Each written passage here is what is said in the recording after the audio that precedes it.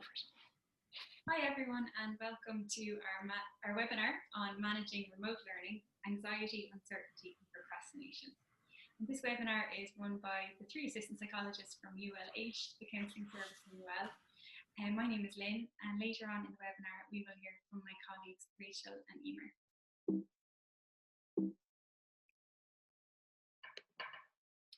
So in this webinar we will be looking at what is anxiety. We will be looking at our fight or flight response, which is our body's stress response, some psychological theories that are relevant to anxiety and COVID-19, beliefs about worry, living with uncertainty. We'll be looking at unhelpful thinking styles and ways we can challenge our thinking.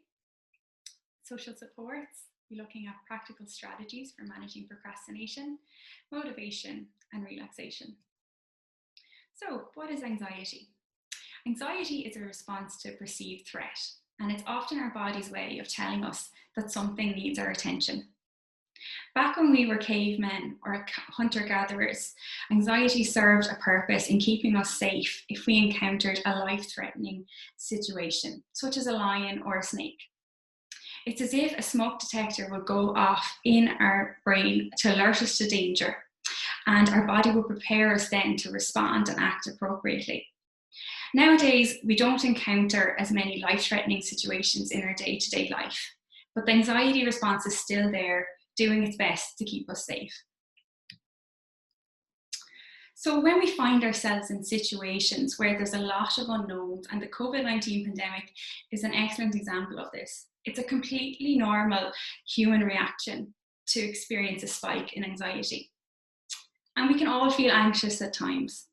Some of us might experience it more intensely or more frequently, and there might be certain times in our lives where we might have more going on, where we might feel more anxious than other times in our lives.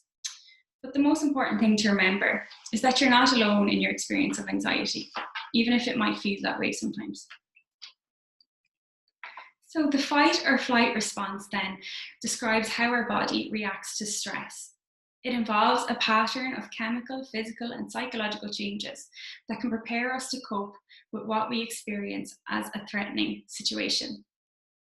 When we experience fear, adrenaline is pumped into the bloodstream, and we have various reactions on a physical, cognitive, emotional, and behavioral level. So think back to the caveman who saw a snake or a lion.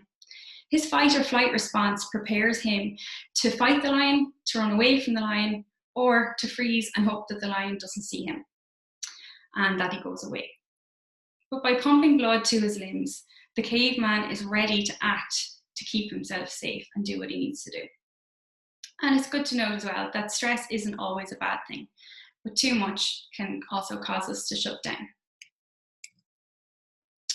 So let's have a closer look then at how anxiety or stress can manifest in our thoughts, our body sensations, and our behaviour. So on a cognitive level, we might find ourselves starting to overestimate the danger and underestimate our ability to cope. We might find ourselves thinking in unhelpful ways, and Rachel will look at some of these ways later on in the webinar. We might also find then that we just have an urge to escape or avoid the situation. The adrenaline response can leave us feeling kind of shaky or sweaty or hot. And we might notice that our breathing and heart rate are increased as well.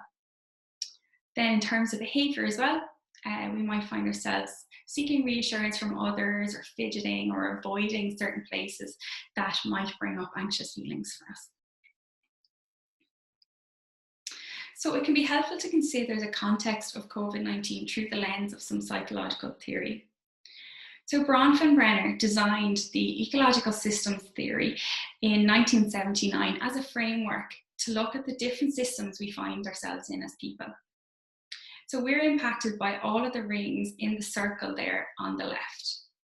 So you can see there's yourself in the middle of the circle. Then your microsystem might include, for example, your immediate family or your housemates.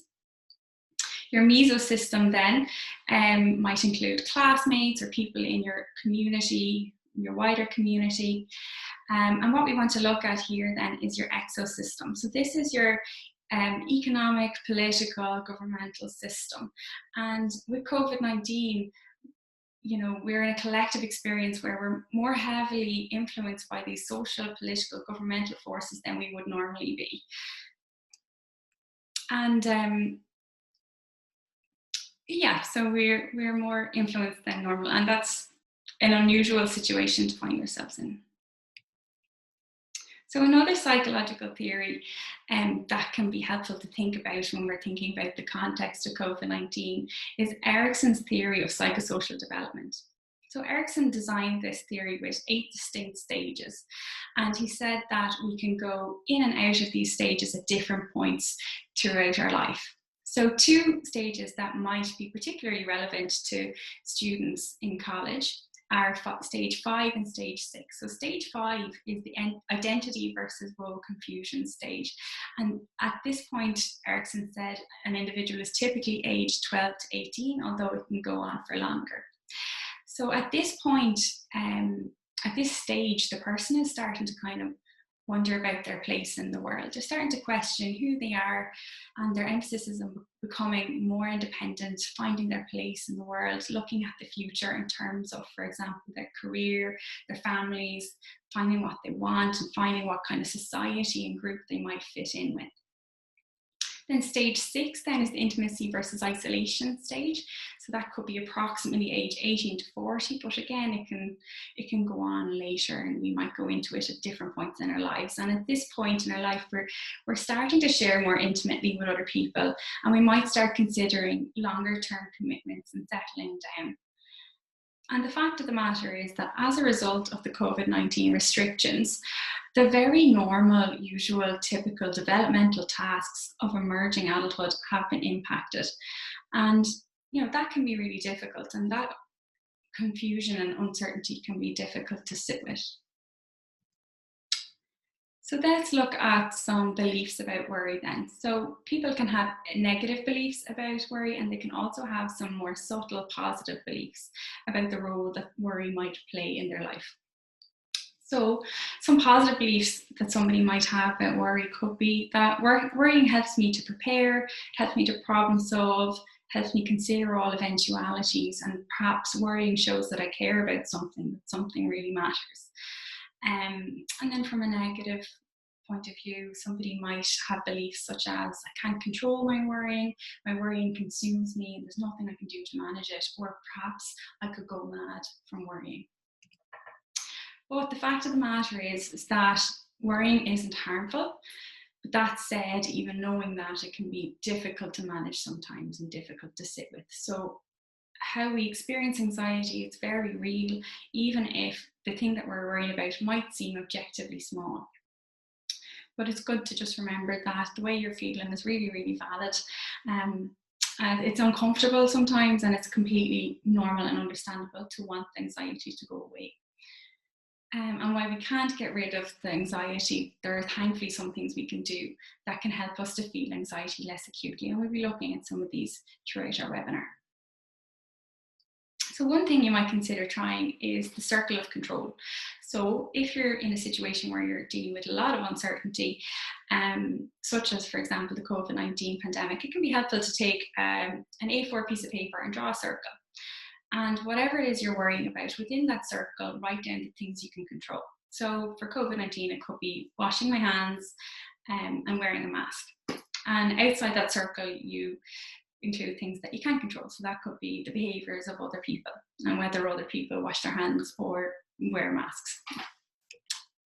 Yeah. And another thing then that can be helpful is to introduce a worry period to your day.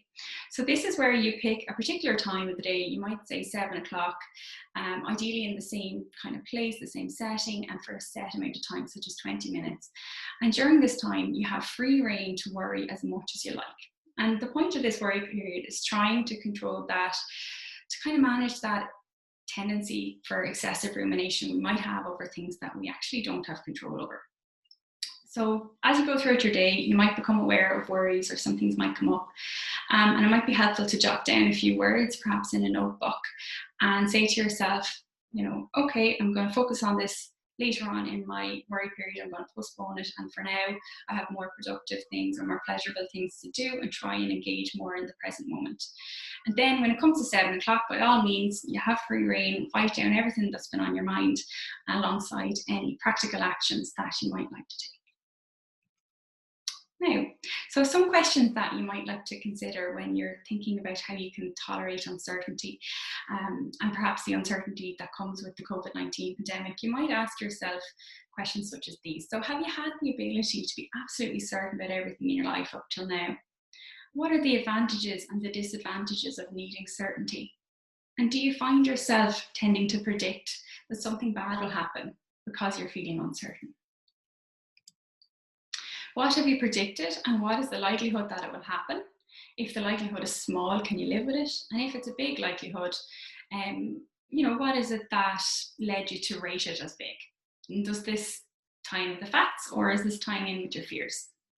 Are there some uncertainties in your life that you can live with? How do you manage that? And could you take the same approach to this situation? And it can be helpful as well to talk to the people around you, talk to friends, talk to family, ask how they cope with the unpredictability of this situation. And are there tips that you could pick up from them? Are there things that you could do to help? Then in terms of accepting uncertainty, some helpful things can be trying to pay attention. So notice how you're speaking to yourself. Are you speaking to yourself in a kind way or in a harsh way perhaps? And how is the way you're speaking to yourself? How is it making you act and feel? So try not to respond. So just because we think something doesn't mean we have to react or do anything about the thought. Try and see the thought as just that, a thought. And the thought itself can't harm you, can't do anything. Try and let go. So remind yourself, I suppose, that the need for certainty is not necessary. So it can be helpful to imagine the need for certainty as a cloud and let the cloud drift off. Or another helpful image that can be helpful is to imagine a stream with some leaves on it, quite a gentle stream. And on what you can do then is you can put worries onto the leaves on the stream and watch them drift away. So another tip for accepting uncertainty is trying to ground yourself in the present moment. So you might consider some breathing exercises, some mindfulness, and relaxation. And Emer is going to return to this later on in the webinar. And just try to be kind to yourself. So if you notice your mind wandering, just notice it and try your best to come back to the present moment. So now I'm going to hand you over to my colleague Rachel to look at unhelpful thinking styles and thought challenging.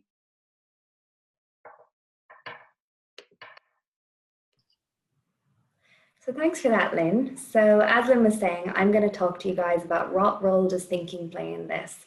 So behind every difficulty, there's thoughts, and what you think impacts how you feel and inevitably what you do. So thinking, our brains is designed to process information as quickly as possible. So sometimes we develop thinking traps that aren't that helpful. This can be problematic because most of our thinking is unconscious, so only 5% of our thought content we're actually aware of. But remember what I just said, thoughts, feelings, and behaviors all interact. So this means that many decisions and life outcomes are actually influenced by thoughts we aren't even consciously aware of. So our brains develop these things called thinking traps, and these are any thinking style that's rooted in emotion instead of logic.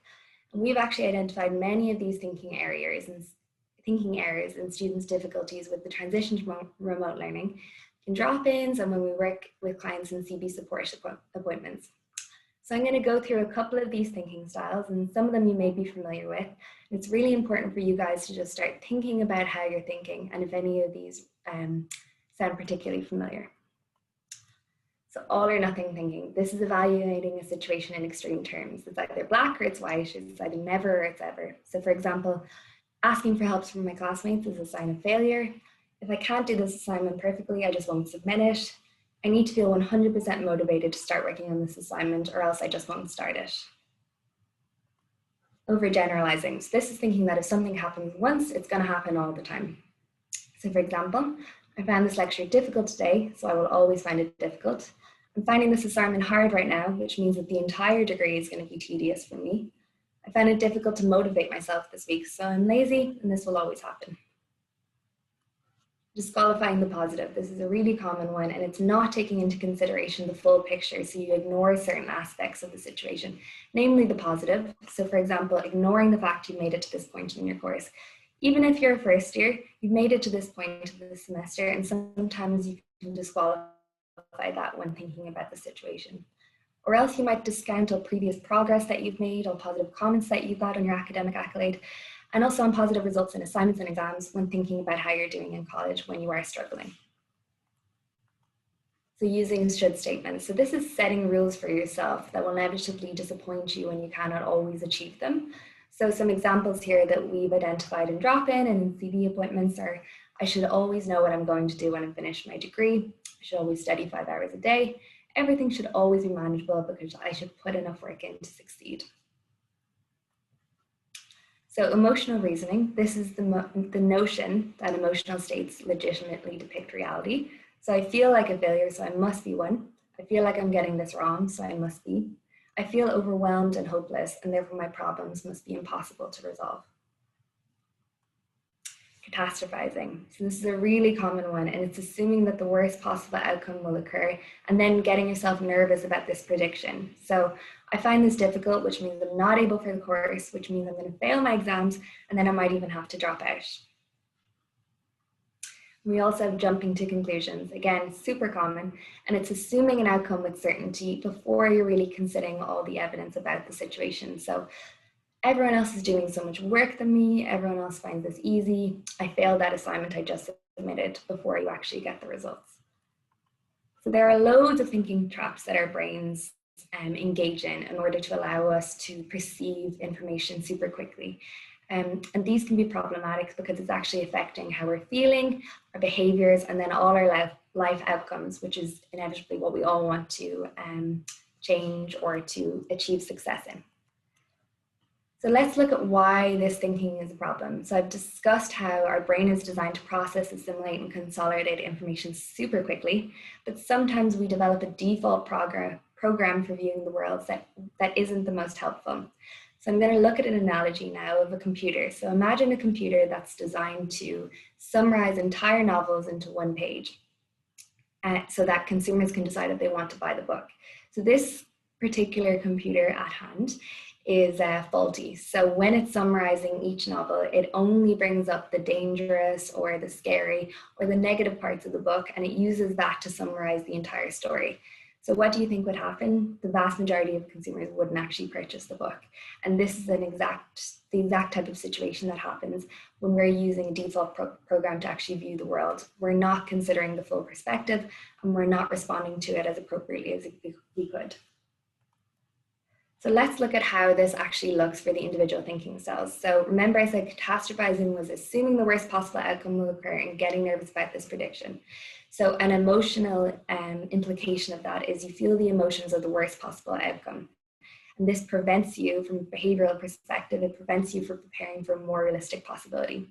So the example we used for catastrophizing was, I found this difficult, which means I'm not able for the course, which means I might have to drop out. So of course, you're going to feel anxiety, you're going to feel stressed, you're going to feel overwhelmed. And then the behavioral consequences of that are time is spent looking up alternative options outside of the course. You're thinking, what else can I do apart from this course? Can I get a job? Do I do another course? But this is time that could be spent preparing for exams and assignments. And then this will affect how you actually do in the exams and assignments as a result. Let's look at how this looks for jumping to conclusions. So again, the emotional implications are you already feel the emotions of the worst possible outcome because you've already jumped to the conclusion with certainty that that's going to happen. And then again, as a behavioral consequence, it prevents you from preparing for a more realistic possibility. So again, the examples we use were everyone else is doing so much work than me, everyone else finds this easy. Of course, again, you're going to feel anxiety, you're going to feel stressed, you're going to feel isolated.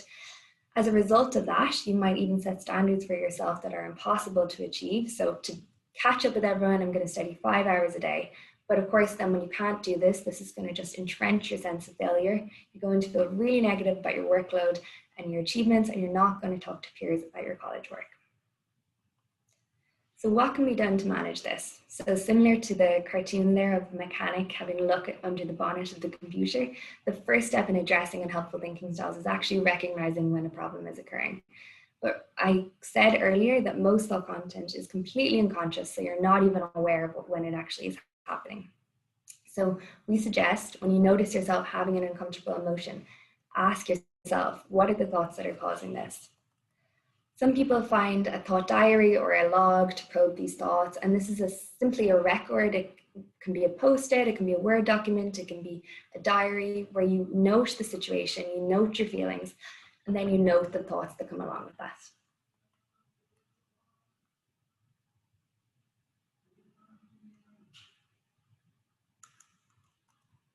So this is an example of a thought log. So you can see here, this student has noted the situation. So I was doing an assignment and I was finding it difficult. The feelings were worry, anger, frustration, and panic. And the thoughts were, I can't do this, I should just drop out. The next situation was I was in a lecture listening to a lecture giving assessment details, and I felt overwhelmed, anxiety, and panic. The thoughts were, it's too late to attempt any of this now. Everyone else is so much more prepared than me. The next example is deciding how to use time for the coming week. So you feel fear, anxiety, and pressure when you're thinking about the week. And the thoughts are, I need to read every single bit of recommended reading to study at least 5 hours a day in order to catch up.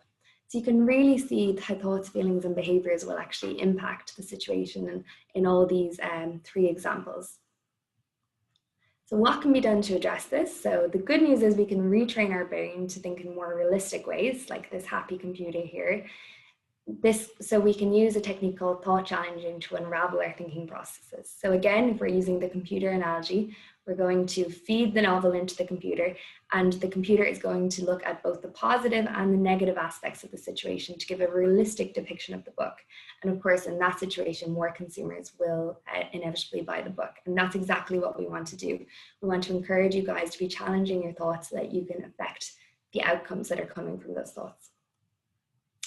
So how you engage in thought challenging is you simply look at the evidence for and against the thought. So let's look at the thought that the previous hypothetical student logged, I can't do this, I should just drop out. The evidence for this thought, we definitely want to consider evidence for and against, because we want to have a realistic indication as to how true this thought is. The evidence is, I'm finding this assignment difficult right now. I did fail one assignment before. But let's look at the evidence against the thought. So I found assignments difficult before and I've still passed, maybe even done well. I've got comments on previous assignments that applauded my work. I passed most things up to this point, and if I work hard, I can achieve my goals. I got the points required to get into this course in the first place. And the last piece of evidence against the thought were dropping out would cause me more stress. So you can see here when you're looking at both sides of the coin, the initial thought probably isn't the most realistic or balanced way to think. So what next? So these unhelpful thinking habits have been built up over the course of your life. So they're not going to change by applying this technique once. Of course, you can alleviate short-term anxiety by doing it once, but in general, if you want to do that retraining I discussed, you want to be making this kind of a constant occurrence, or you want to constantly be practicing this skill. So remember, so if this was easy, psychologists wouldn't have a job, because this is what psychologists try to help people with. So like any skill, thought challenging will work best if you use it frequently. And with time, you can retrain your brain to see the world in a more realistic way, thus affecting emotions, behaviors, and outcomes, which is what everyone wants to change. So now I'm going to be quickly going into social support. So what is it and why is it so important during this time? And why is it so important in relation to remote working? So the benefits of social support, they're so exhaustive. It's a protective factor against the development of both physical and psychological difficulties. It allows you to unpack how you're thinking because you're talking to others, so you're gaining perspective. And in that, you gain a sense of normalization. You appreciate and you internalize that everyone struggles with the same things and everyone struggles in general. It's normal to struggle. And with that, it allows you to react appropriately given this perspective. So during COVID, the majority of classes are online, so you're not talking to your class peers. So of course, work is going to feel insurmountable because you're not getting feedback from others that they're also finding things difficult. So when we're looking at the link between thoughts, feelings, and behaviors, again, you'll feel alone, isolated. You might think you're the only one struggling with college work, and this impacts how you approach the college work and invariably how you do in college then. So what we suggest is that you try and get as much social support from your classmates as you possibly can, and this just involves talking. Yes, the opportunity to have real life conversations may be limited, but it's not impossible thanks to the joys of technology. So we advise that you use technology to set up Facebook groups. You might do weekly or monthly Zoom calls, WhatsApp group chats. We really advise that you get involved and talk about what's going on for you and what others are doing to resolve similar problems. This will help you realize that you're not alone, everyone struggles, and you can do this. So now I'm going to pass you over to Emer, who's going to talk about more behavioural strategies to help with these particular types of difficulties. So thank you, Rachel. So I'm going to be talking to you today about the practical strategies that you can put in place for working from home, and then some things around motivation, and then relaxation techniques as well. So the pandemic has brought with it a set of circumstances that none of us ever thought we were going to be in. So some of you have started college in a way that's completely different to what you were imagining for the last couple of years. And then others are trying to adjust their study techniques to suit studying from home. So, and with that, college life is completely different. You know, instead of walking to lectures or meeting your friends or studying in the library, you're walking from your bed to your laptop and sitting in front of that from morning until night. So having that study-life balance, it's really important, but it's also a really difficult one as well. So now we're going to talk through, I suppose, a couple of ways of trying to study from home and trying to balance that study-home life and using some practical strategies around that.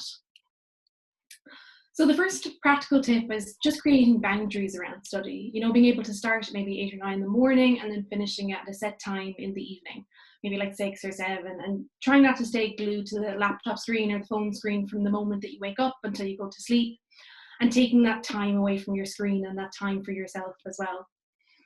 And then getting up as though it were a normal day of college, you know, getting up before your first online lecture or before you're due to study, and, you know, having a shower, having your breakfast, or, you know, getting dressed. And, you know, even things like if it would have taken you 20 minutes to walk to college or to drive to college, then using that commute time to do something useful and planning that into your day. So maybe doing things like a bit of exercise or reading a non-college related book or listening to an interesting podcast.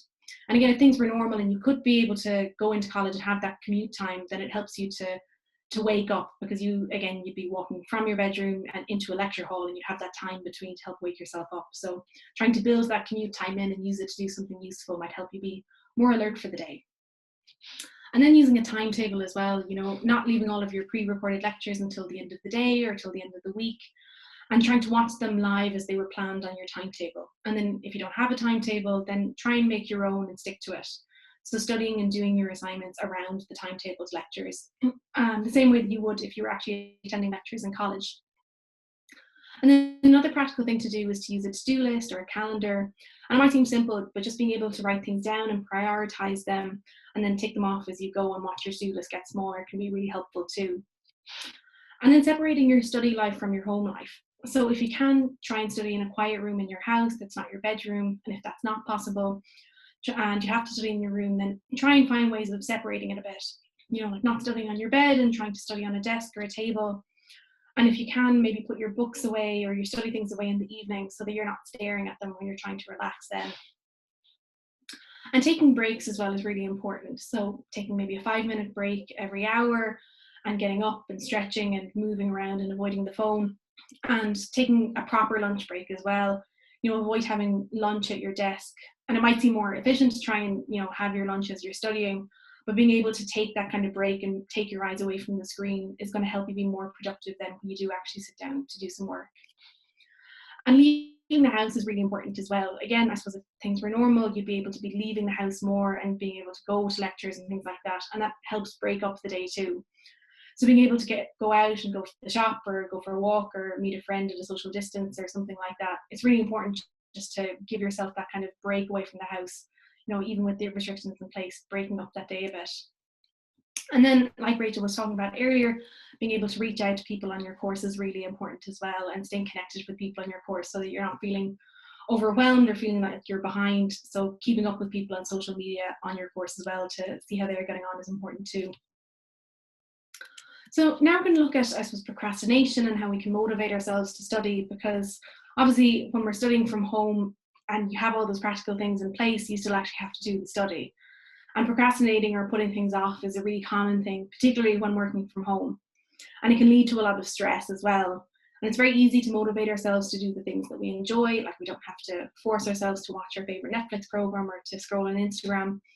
But when we're faced with doing something that's less enjoyable, like a lab report or an essay, it's a lot harder to actually sit down and do that. So we might do things like we might come up with a bit of an excuse to get out of that, and we'll say, oh, I'll come back to that and I'll do that later. And then we get that sense of short-term relief from that because, we got away from the thing that we didn't want to do. But then at the end of the day, the work is still there and it still needs to be done. And we're kind of thinking about the fact that it needs to be done. And we get that increased sense of anxiety then. And then we might still keep doing things like putting it off, but then feeling that anxiety then later when we realize that it's still there and it still has to be done. So it causes that increased sense of anxiety in the long run. So you can see down there, we've got that cycle of procrastination. So now we're going to go through a few tips to try and break that cycle and find the motivation to kind of start doing that work. So in terms of I suppose the first thing that we can try and do is what Rachel was talking about earlier, challenging the thoughts around procrastination. So Rachel brought us through how we can try and challenge those thoughts. And when we find ourselves maybe struggling to study, then you can look at maybe what are those thought patterns that are going on there? Can you recognize any of those thinking traps? And try and use that thought challenging process to go through it. Look at that evidence for, that evidence against, and see if you can come up with a more balanced way of looking at it or thinking about it, and see if that changes then how you feel about study then. And the next step, it might seem overly simplistic, but it's just to start. So often when we're trying to get something done, we're waiting for that motivation to kick in before we do it. I'll do that once I feel more motivated to get that essay done. But in reality, motivation usually comes from progress. So once you start doing something, that momentum starts to build in and starts to build up, and that's where you get that motivation from. So the next time that you're waiting for some motivation to kick in before you start doing something, try just starting it, like just start reading the paper or the book, or just write the first sentence of your assignment and give it 5 minutes, and then reassess your motivation then after that and see if you can just keep going a little bit more and do a little bit more reading or a little bit more writing. And then using timer strategies as well, like the likes of Focus Keeper. So a timer strategy can really help you for planning that productive time and the unproductive time as well. And one way of that is the Pomodoro technique.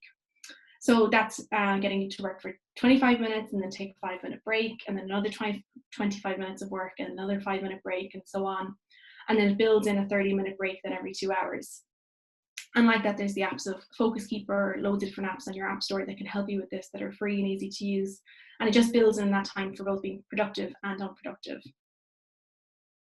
And then setting positive rewards as well, trying to have something to look forward to at the end of study as well. And it can make it easier to get through. So maybe setting a simple reward for getting through smaller tasks, like maybe just scrolling through Instagram or TikTok for a few minutes, or getting just a nice cup of tea or something. And then a bigger reward then for when you get through the bigger assignment or the bigger task, or maybe at the end of the week, something like your favorite meal or watching your favorite Netflix program or having a relaxing bath. Just putting in those kind of nice rewards for yourself at the end of a task or assignment.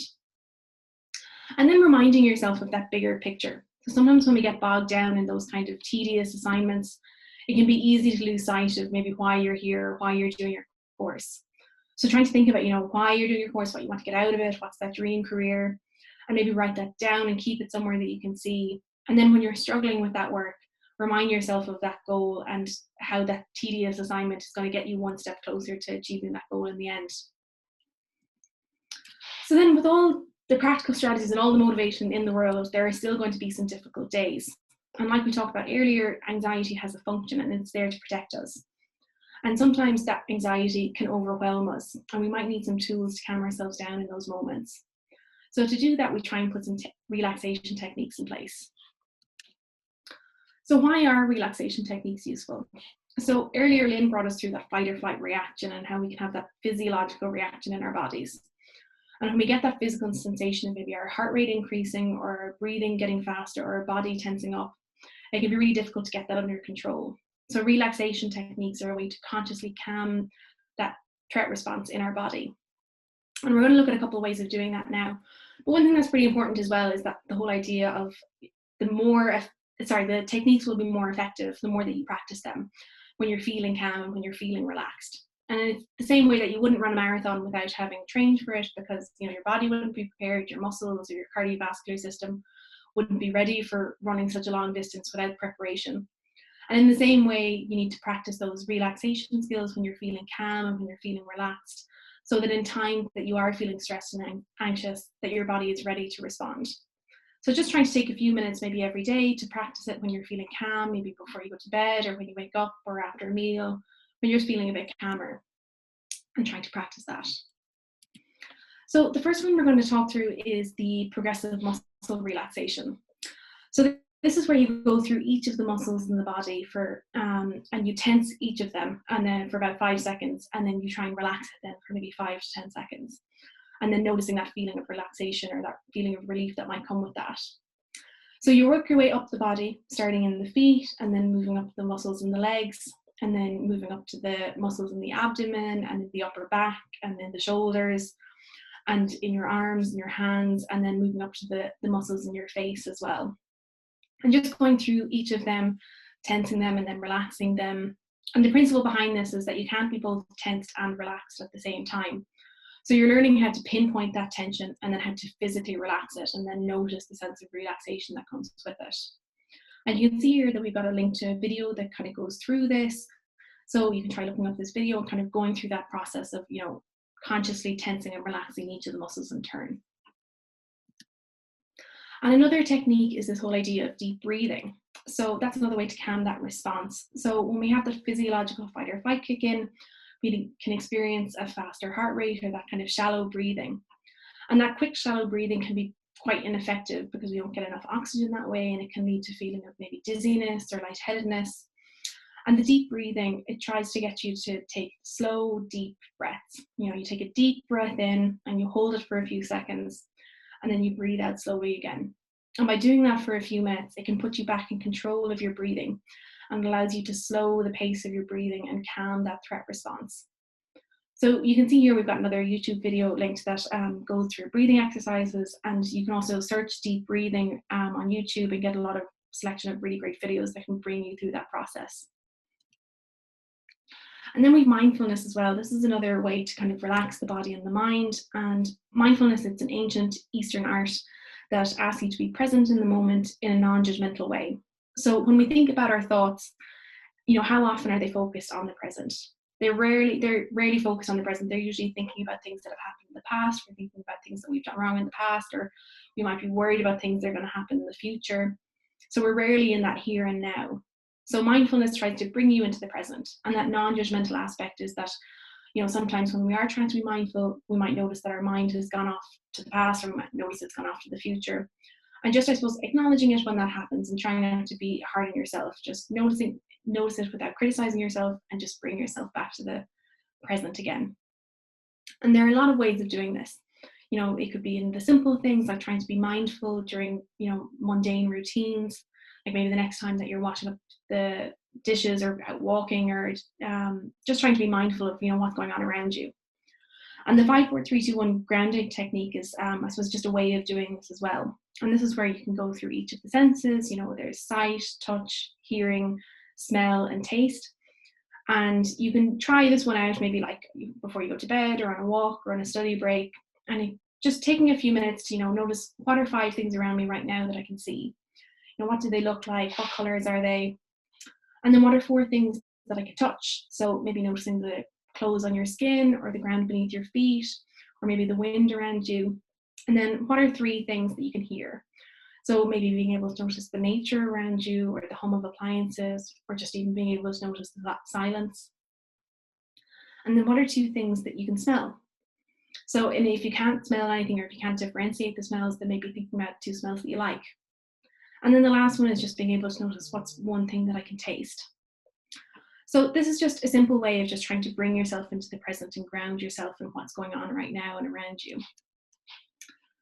So another important thing about balancing that whole study life and home life is taking that time for that self-care. And that self-care is about trying to take time for the things that you enjoy, and then also for the things that you know are going to benefit your mental health. So we've talked a lot about how you're spending a lot of time in front of your computer screen and the difficulties that come with not being in college in the typical way. And it's the same way that if you were in college and going to the library or going to lectures, that when you came home in the evening, it'd be a lot easier to know to switch off. So now that we're studying from home, those lines are more blurred, and we need to take that time out of the day for the things that we enjoy, or the things that we know are going to benefit us. So the things that you could enjoy could be those things like being able to talk to your friends, either over the phone, or when restrictions lift, being able to meet them for a coffee, getting things like a warm drink or reading or playing on your Xbox or your PS or watching Netflix or just having a pamper evening or things like that that you're really going to enjoy and get something out of. And then those other things that are going to benefit your mental health as well is that exercise and that good diet. So making time for exercise, going out for a walk or a run, or when gyms are open, being able to go for a workout or try out new classes. And then eating that balanced diet and making time for those 3 meals a day. So when working from home, it's really easy to get into that mindset of, I don't have time for exercise, I don't have time for lunch, I don't have time for doing those things that I enjoy because I have to get this assignment done or I have to study. But it's really important to make time for those things as well, because we can't be productive 24 hours of the day. And we need to build in that time for that self-care, those things that are going to benefit us, so that we can be more productive then when we need to be. So that's going to bring us to the end of our talk today. So just to summarize everything, so Lynn brought us through that managing that uncertainty and that anxiety in one of the most uncertain times that we've ever faced. And she talked about why we feel anxious and that fight or flight response that comes with it. And then Rachel brought us through the negative thought patterns and how we can go about challenging some of those thought patterns that we all experience. And she also talked about that importance of that social connection. And then we went through those practical ways that we can study from home and how to motivate ourselves, and that relaxation techniques as well. So thank you all for listening to our talk on managing remote learning. So we hope that you've taken something away from it. And just if you ever do need any kind of additional support, just to advise you about the UL counselling service. So our drop-in, it's open and running remotely every day from 10 to 11 and from 2 to 3 during the semester. And you can email us at counselling@ul.ie to find out more about that. And the drop-in, it's about a 10 to 15 minute consultation to see how we can support you. And you can find a bit more information about us and also some self-help material as well on our website, which is just linked there. So thank you all for listening today. We appreciate it.